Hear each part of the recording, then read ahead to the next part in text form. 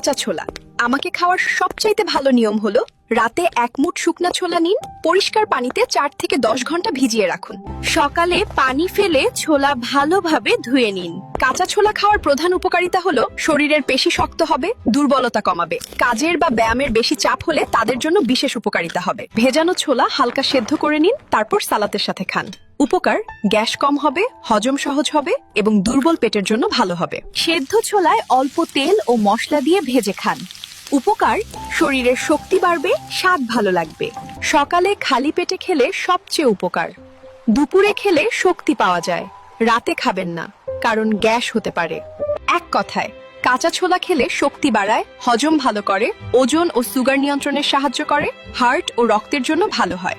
আজ এই পর্যন্ত। ভিডিওটি ভালো লাগলে কাছের মানুষদেরকে শেয়ার করে জানিয়ে দিন কাঁচা ছোলার উপকার সম্পর্কে।